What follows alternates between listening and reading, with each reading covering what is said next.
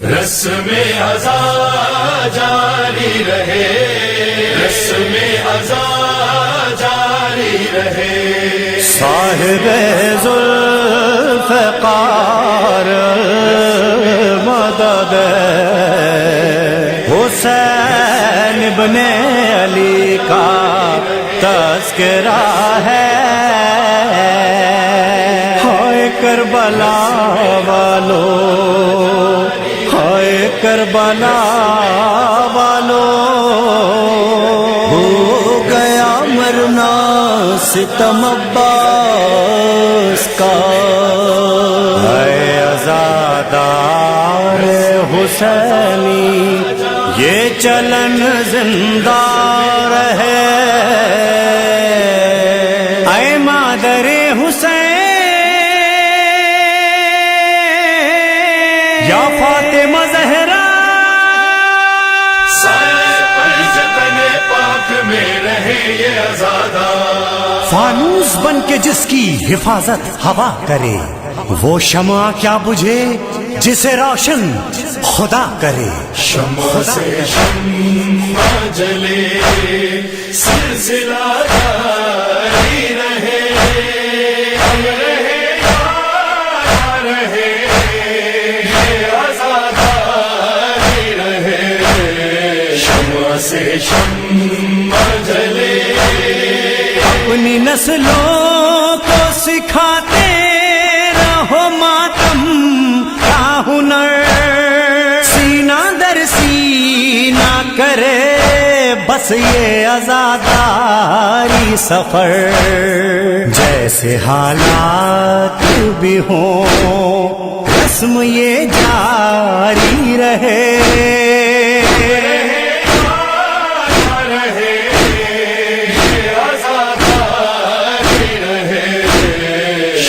سے شمع جلے، خلق میں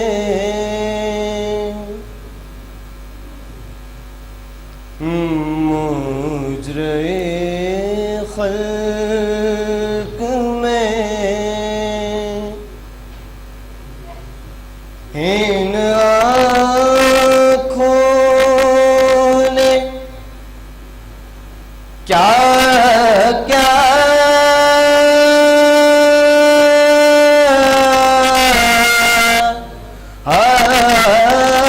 دیکھا،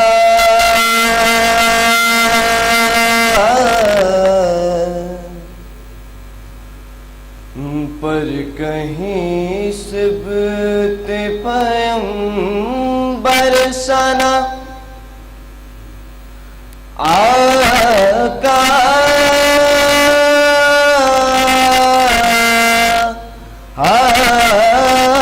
دیکھا،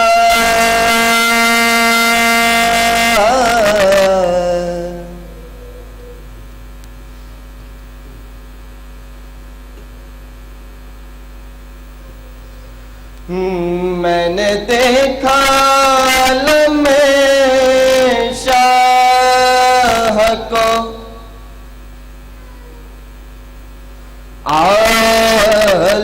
آلودہ خون،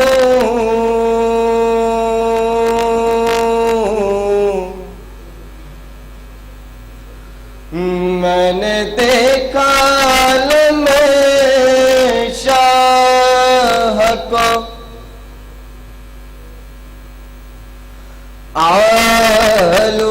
آلودہ خون،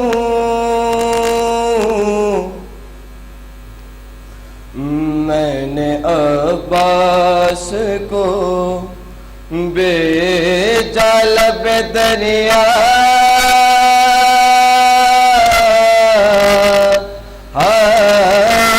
دیکھا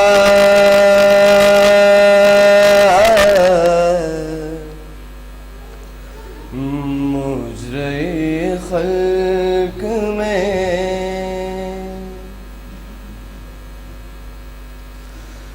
میں نے دیکھا اصغر کا گلا خون میں تر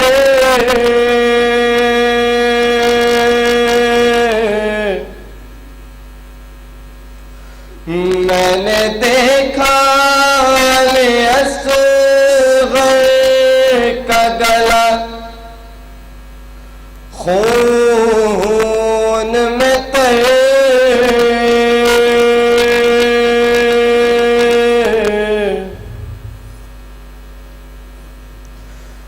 میں نے زخمی علی اکبر کا کلیجہ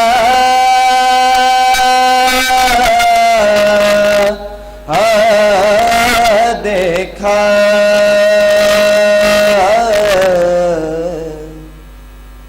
مجرے خلق میں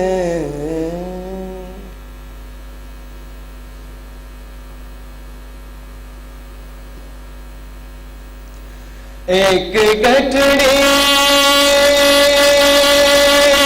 شہدی پوشت پہ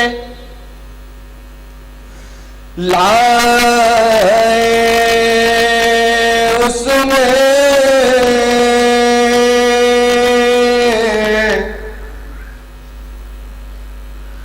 ایک گٹھڑی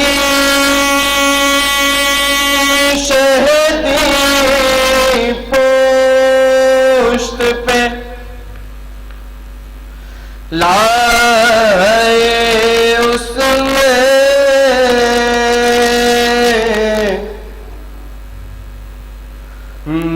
نے ٹکڑے ہوئے قاسم کا سراپا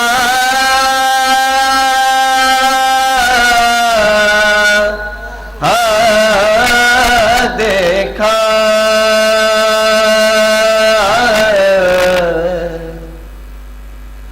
مجرے خلق میں ان آنکھوں نے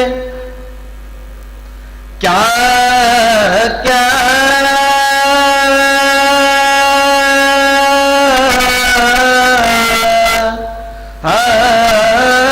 دیکھا،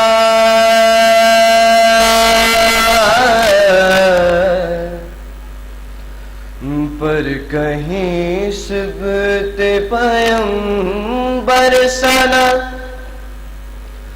آقا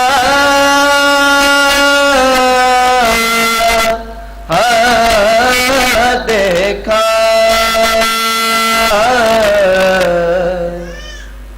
مجرے خلق میں آواز بلند کر سکتا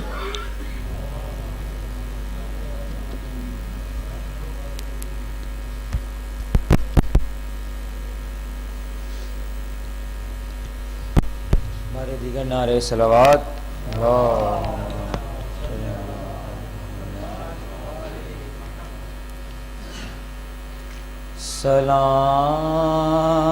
سلام خاک نشینوں پہ سوگواروں کا،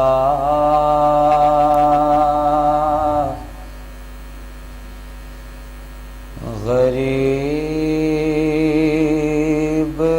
دیتے ہیں پرسا تمہارے پیاروں کا،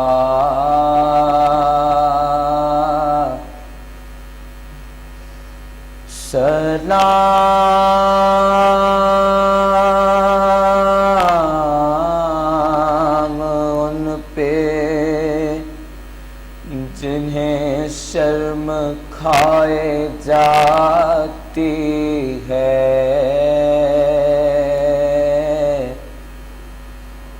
کھلے سروں پہ اسیری کی خاک آتی ہے،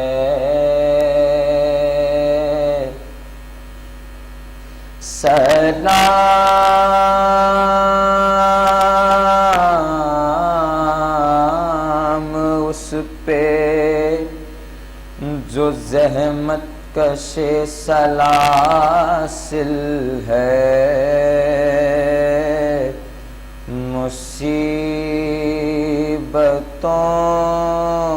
میں امامت کی پہلی منزل ہے،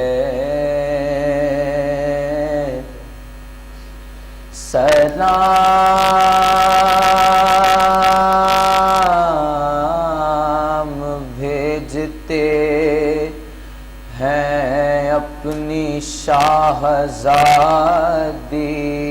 پر کہ جس کو سونپ گئے مرتے وقت گھر سرور،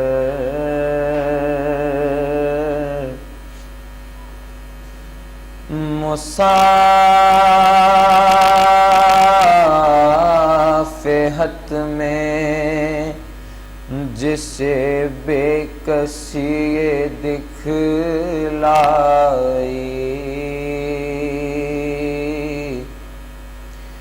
نثار کر دیے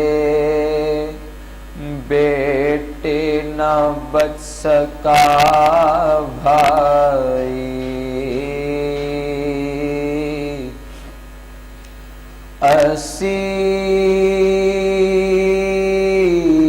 اسیر ہو کے جسے شامیوں کے نرغے میں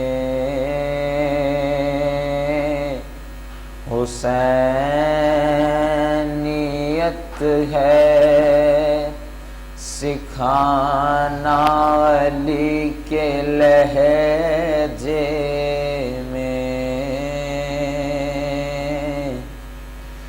سکینہ بی بی تمہارے غلام حاضر ہیں، بجھے جو پیاس تو یہ اشکوں کے جام حاضر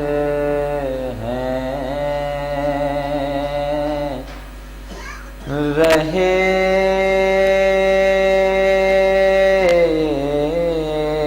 جو اگلے برس ہم ہیں اور یہ غم بی بی رہے،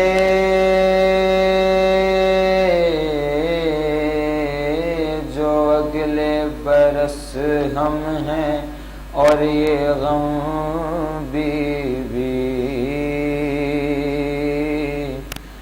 جو چل بسے تو یہ اپنا سلام آخر ہے،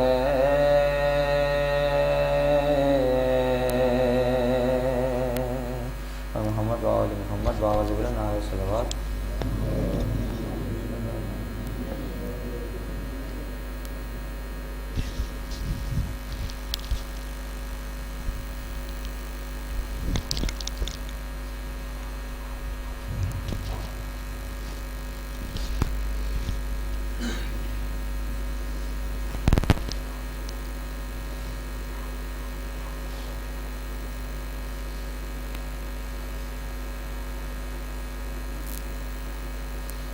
أعوذ بالله من الشيطان الرجيم، بسم الله الرحمن الرحيم، الحمد لله الذي ليس كمثله شيء وهو السميع البصير، والذي خلق الإنسان وعلمه البيان وشرفه على سائر الحيوان بالنطق والبيان والصلاة والسلام على سيد الأنام سيدنا ونبينا وطبيب قلوبنا وشفيع ذنوبنا ومولانا أبي القاسم محمد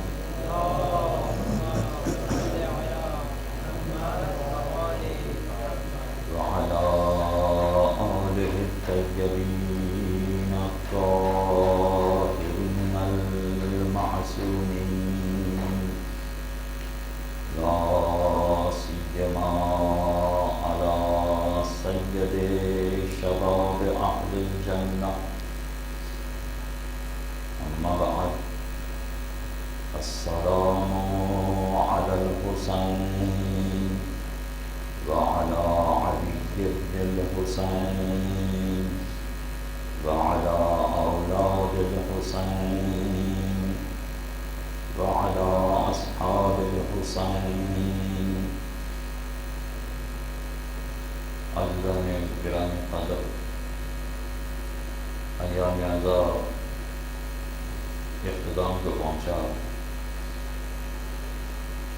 اگرچہ ہم نے اپنی جانب سے بہت سارے اہتمامات کرتے تھے، مگر حقیقت یہ ہے کہ ہم حسین سے شرمندہ ہیں. آقا ہم عزاداری کا حق ادا نہ کر سکے. آقا ہم جیسا گریہ کرنا چاہتے تھے ایسا گریہ آپ نہ کر سکتے. آقا آپ کے مسائل اتنے عظیم ہیں، آقا آپ کے مسائل اتنے بڑے ہیں کہ کوئی بھی اس کا حق ادا نہیں کر سکتا. لہذا ہم شرمندہ ہیں کہ عزاداری کا حق ادا نہیں کر سکیں.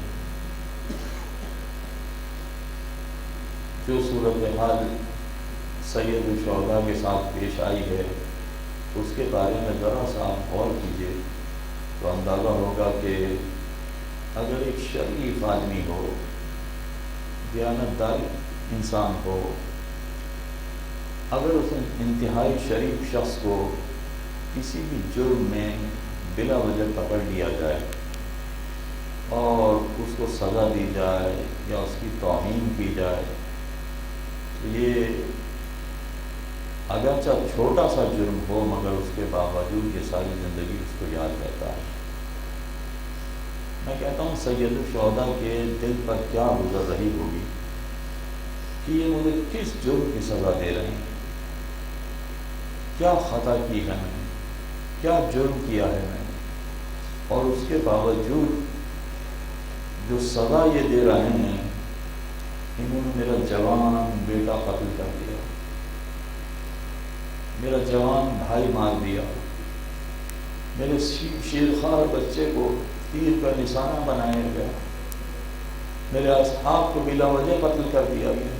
یہ کس جرم کی سزا مجھے دے رہے ہیں؟ اور بالآخر وہ نوبت آ گئی کہ جہاں خود سید الشہداء کو میدان کی طرف جانا پڑا. علامہ مجلسی کے بارے میں نقل کیا جاتا ہے کہ وہ جب درس دیا کرتے تھے تو درس کے اختتام پر کچھ دیر کے لیے سید الشہداء کی مسائل پڑھا کرتے تھے.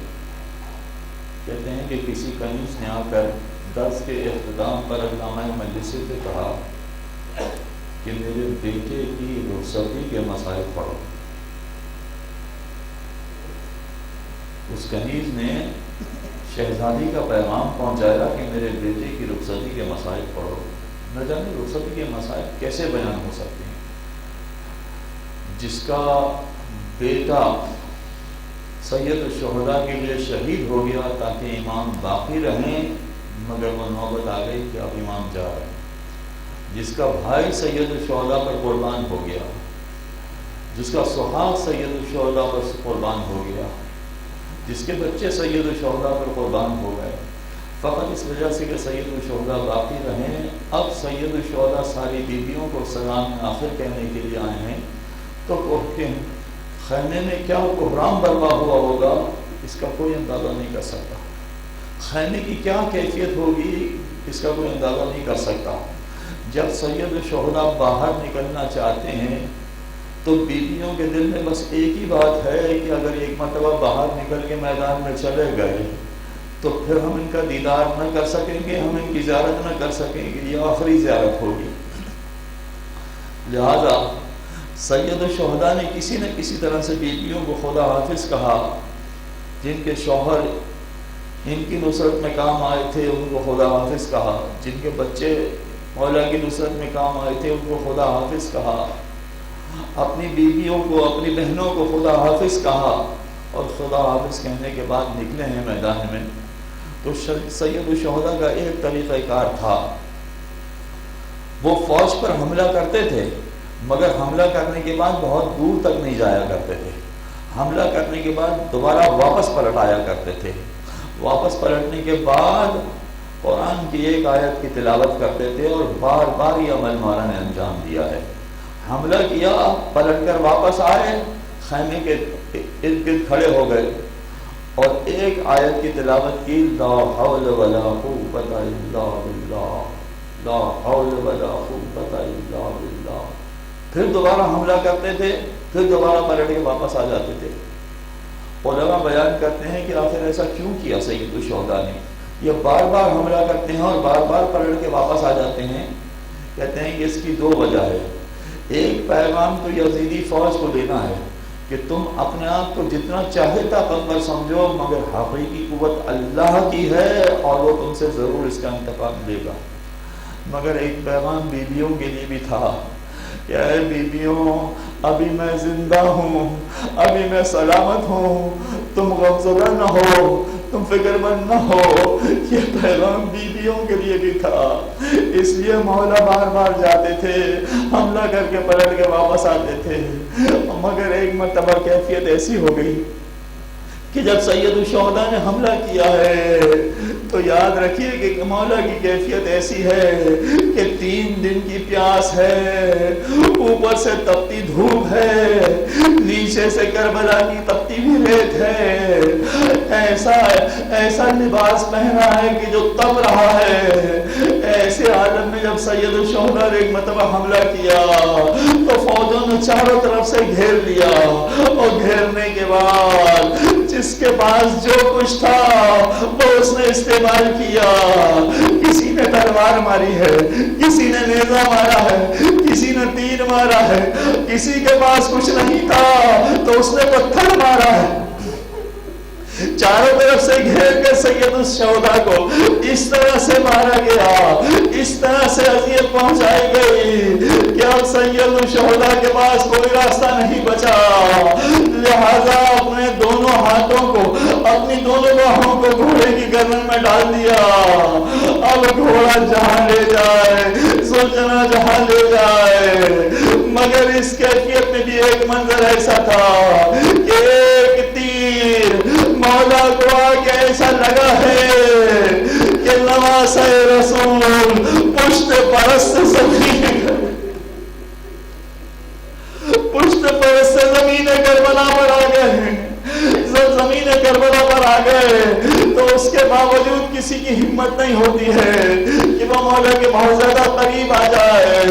اب فوجوں میں اختلاف ہے کہ حسین مر گئے ہیں یا زندہ ہیں، مگر اس کے باوجود کسی کو ہمت نہیں ہوتی ہے۔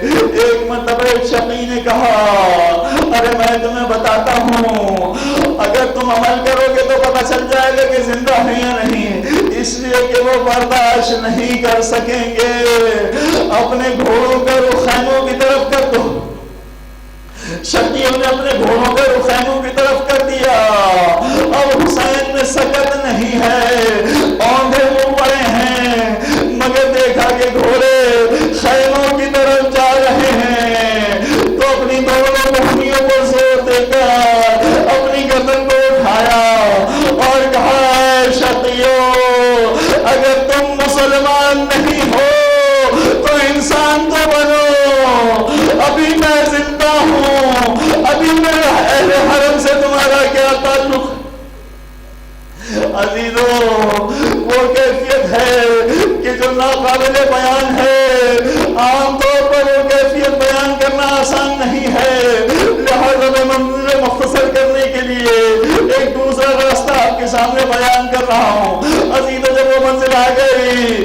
کہ فرس نے دیکھا، گھوڑے نے دیکھا کہ آقا مجھ پر سوار نہیں ہے۔ یاد رکھیے کہ یہ وہ فرس ہے کہ عربوں کے یہاں فرس کی فراست بہت مشہور ہے، اور فراست مشہور ہونے میں بھی جو کربلا کے لیے بطور خاص انتخاب کیا گیا ہو، اس فرس کی فراست کا کیا کہنا ہوگا۔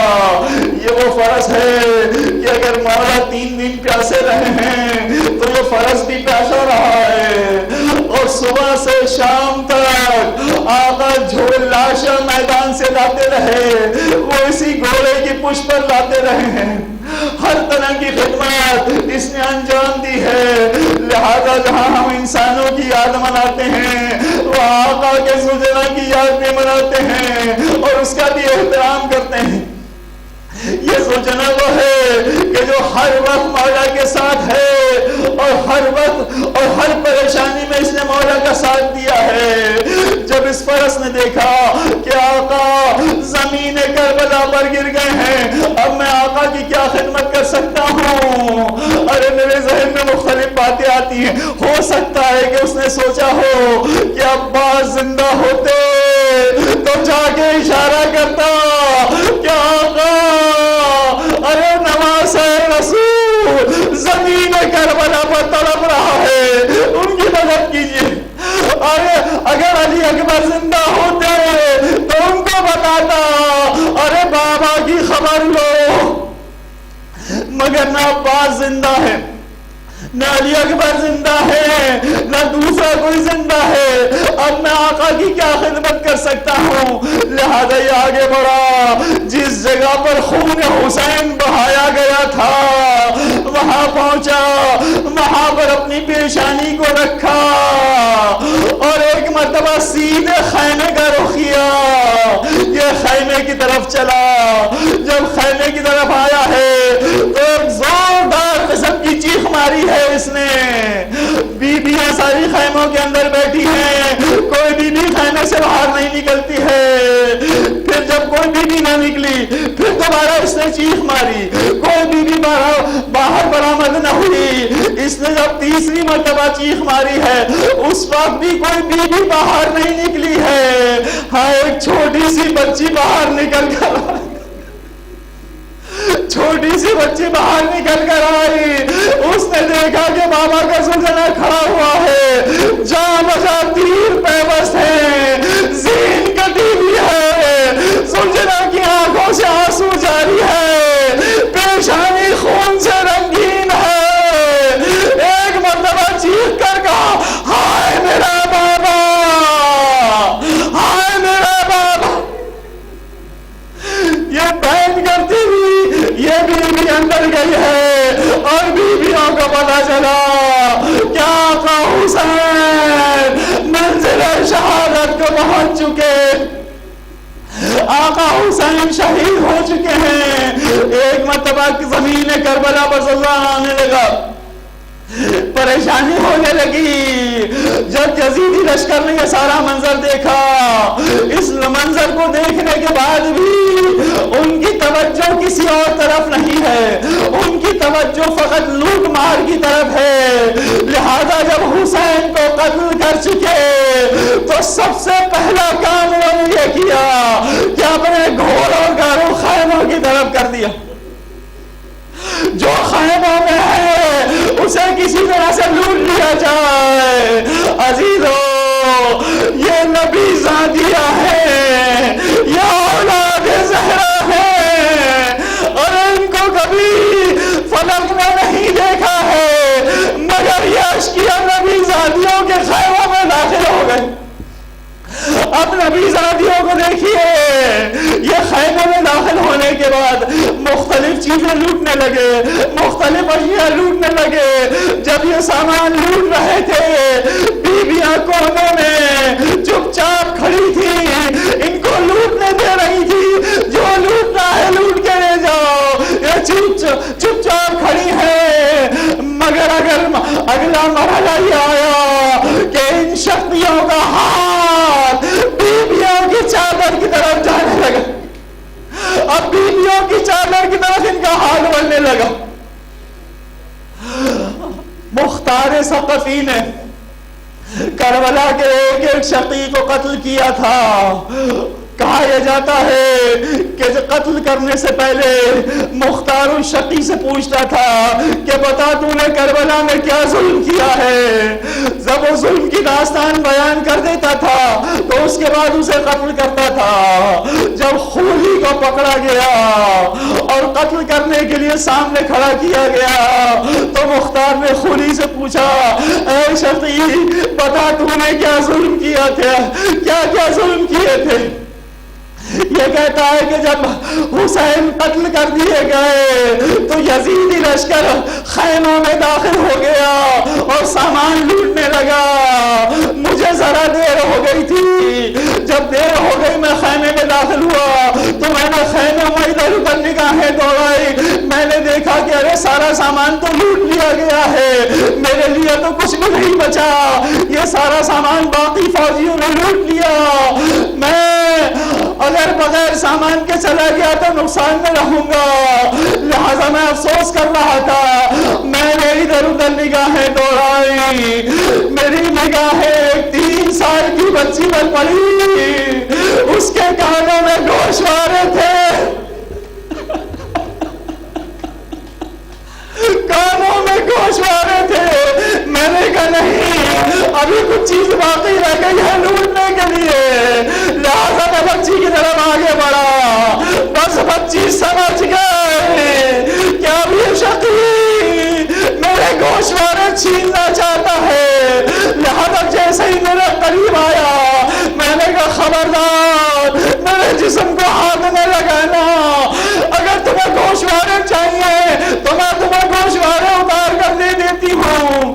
یہ شقی کہتا ہے کہ میرے پاس اتنا ٹائم نہیں تھا, اتنا وقت نہیں تھا کہ میں انتظار کرتا کہ بچی گوشوارے اتارے. میں نے بچی کے ہاتھ کو جھٹکا دیا اور بچی کے گوشواروں کو کانوں سے نوچا, ایک فوارہ کانوں سے بچی نے چیخ ماری مگر کوئی سننے والا نہ تھا. میں سامان کی طرف نظر کیے تھا, میں نے دیکھا کہ اور کوئی سامان لوٹنے کے لیے باقی رہ گیا ہے, سارا سامان لوٹ لیا گیا تھا, مگر ایک طرف میری نگاہیں پڑی تو میں نے کہا نہیں ابھی کچھ باقی ہے. میں نے دیکھا کہ ایک بیمار بستر پر لیٹا ہوا ہے, ارے بیمار کے نیچے بستر پڑا ہے. میں قریب پہنچا, بیمار کو بستر سے اتار سکتا تھا مگر میرے پاس وقت نہیں تھا. میں نے بیمار کو دھکا دیا اور بستر کھینچ کر اس کے نیچے بیمار آندھے منہ زمین پر گر پڑا. عزیزو یہ وہ منظر ہے کہ لوگ شہادت حسین کے بعد پیش آ رہے ہیں. یہ کہتا ہے کہ جب یہ سارے مناظر ہو گئے تو میں نے دیکھا کہ ان شقیوں نے بیویوں کی چادریں تک چھین لی ہیں, ساری بیویوں کی چادریں چھین لی گئی تھی. ہاں مگر مجھے ایک بیوی ایسی نظر آئی کہ جس کی چادر نہیں چھینی گئی تھی. میں ذرا قریب ہوا اس بیوی کی تاکہ میں اس کی چادر چھین لوں. جب میں قریب ہوا تو میں نے دیکھا کہ یہ کوئی عام بیوی نہیں ہے, ارے یہ فاطمہ کی بیٹی ہے. اور کسی کی جرات نہ ہوئی کہ فاطمہ کی بیٹی کی چادر چھینے, مگر میں بیوی کے قریب ہوا اور میں نے اپنے نیزے کی انگلی اس شہزادی کے سر پر ماری اور چادر کو. عزیزو اس انداز سے بیویوں کو لوٹا گیا اور لوٹنے کے بعد اب یہ سارا سامان تو انہوں نے لوٹ لیا تھا, اب یہ خیمے بھی لوٹنا چاہتے تھے مگر کوئی بھی خیمے سے باہر نہیں نکلنا چاہتی. ایک بھی نے خیمے سے قدم باہر نہیں نکالا. کسی نے ان شخیوں سے پوچھا تھا کہ ارے خیمے بڑے قیمتی تھے, آخر تم نے خیمے لوٹ کیوں نہیں لیے, ان کو آگ کیوں لگا دی؟ تو ان کا جواب یہی تھا ارے بیویاں خیمے سے باہر جانے کے لیے تیار کہاں تھی, سے باہر نکلنے کے لیے تیار نہیں تھی، لہذا مجبور ہو کر ہم نے خیموں کو آگ لگائی۔ لیجیے خیموں کو آگ لگ گئی۔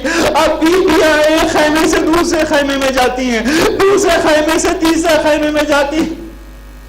جب کوئی خیمہ ہی نہ بچا تو ساری بیویاں اب ثانیہ زہرا کی طرف جمع ہو گئیں۔ کہا کہ بی بی آپ خاندان کی بزرگ ہیں، آپ بتائیے کہ ہمارے لیے کیا حکم ہے، ہم خیمے میں چل کے مر جائیں یا خیمے سے باہر نکل جائیں؟ یاد رکھیے خاندان کا بزرگ ہونا یہ بڑی ذمہ داری کا کام ہوتا ہے۔ بیویوں نے جب زینب سے سوال کیا تو زینب نے ایک مختصر سا جواب دیا، اے بیویوں مجھ سے کیا پوچھتی ہو، خدا نام وقت کو سلامت رکھے، آپ ان سے معلوم کرتے ہیں۔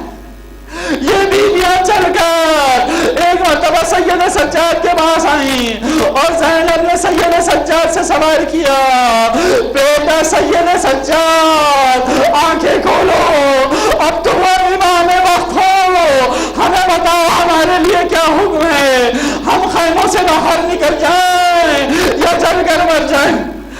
میں کہتا ہوں نیزہ بھی بڑی تکلیف ہے، تلوار بھی بڑی مصیبت ہے۔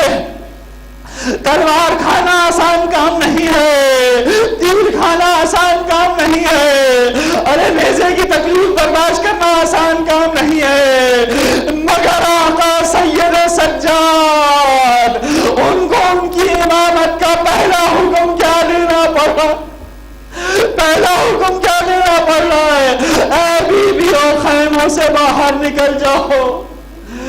اکثر میں ایک جملہ کہا کرتا ہوں، آقا حسین نے بڑا جہاد کیا تھا، آقا عباس آپ کا جہاد بھی بڑا بے نظیر تھا، مولا علی اکبر آپ کی شجاعت بے نظیر تھی، آپ سب نے مل کر بڑی شجاعت کا مظاہرہ کیا، مگر اگر آپ شجاعت کا مظاہرہ نہ کرتے تو کون کرتا؟ ارے حمزہ کے بھتیجے اور بھانجے تھے، ارے علی کے پوتے اور نواسے تھے، اگر آپ شجاعت کا مظاہرہ نہ کرتے تو کون کرتا؟ یہ جہاد بالکل آپ کی خاندانی صلاحیتوں کے مطابق تھا، مگر ذرا اندازہ کیجئے زینب کے جہاد کا، جس کی ماں کا جنازہ رات کی تاریکی میں اٹھایا گیا، وہ روز روشن میں ان شقیوں کے درمیان آ گئی ہیں۔ عزیزو خدا آپ کو سلامت رکھے، اجرکم اللہ، آپ کے بچوں کو سلامت رکھے، کسی طرح کی پریشانی نہ ہو، بس جو غم ہو وہ غم حسین ہو۔ مگر ذرا تصور تو کیجئے جو بے قصور شخص ہے، جو انتہائی شریف زیادہ ہے، اس کے ساتھ کیا مسائل ڈھائے گئے ہیں۔ سید سجاد کی کیفیت دیکھیے، بس میں آخری منزل پیش کر رہا ہوں، سید سجاد کی اس مقام پر کیفیت دیکھیے کیا ہے۔ سید سجاد ایک مرتبہ مدینہ میں تھے، کسی نے سید سجاد سے سوال کیا تھا، آقا جب خیموں کو آگ لگائی گئی تھی تو بچے خیموں میں سے باہر نکل آئے تھے، بچوں کے باہر نکلنے کی کیفیت کیا تھی؟ تو سید سجاد برداشت نہ کر سکے تھے، ہاتھ میں تسبیح کی، ایک مرتبہ تسبیح کو توڑ دیا، تسبیح کے دانے بکھر گئے، کہ دیکھ رہے ہو یہ تسبیح کے دانے کربلا کے میدان میں اسی طرح سے تسبیح کے دانے بکھر گئے تھے، کوئی پرسان حال نہ تھا ان کا۔ سید سجاد نے کس طرح سے اپنے خاندان کو اکٹھا کیا، اور پھر یہ جو عاشور کی رات کے بعد اہم ترین رات گزری ہے، شام غریبہ کی رات، لوگ یہ کہتے ہیں کیا یہ عاشور سے بڑی رات ہے؟ شام غریبہ کی رات کو پہچاننے کی کوشش کیجئے، شام غریبہ کی رات کون سی ہے؟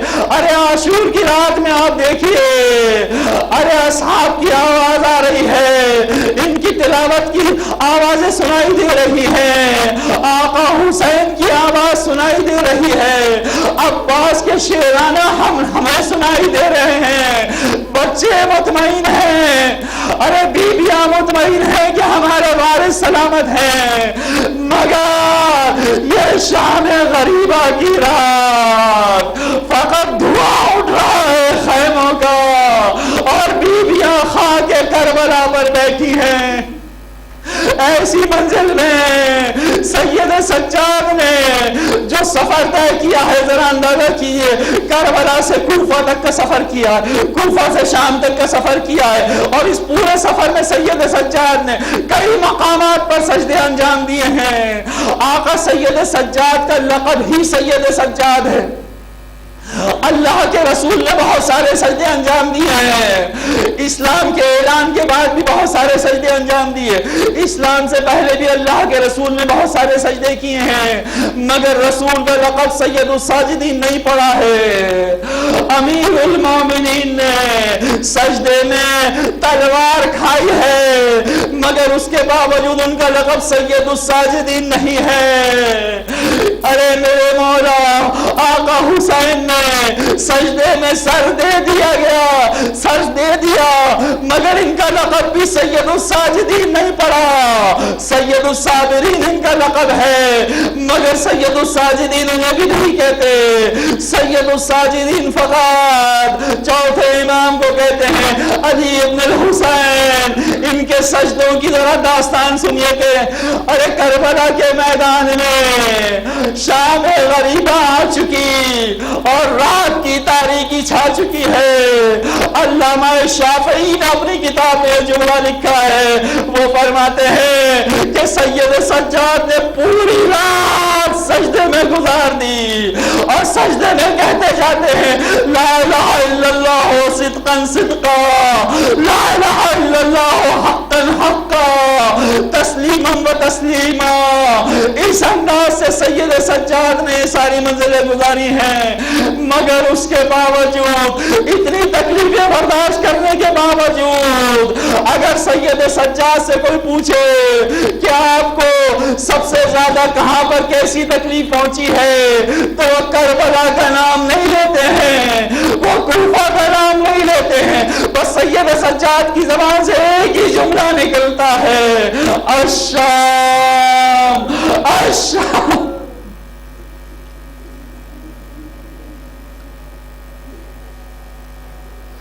ماتم حسین۔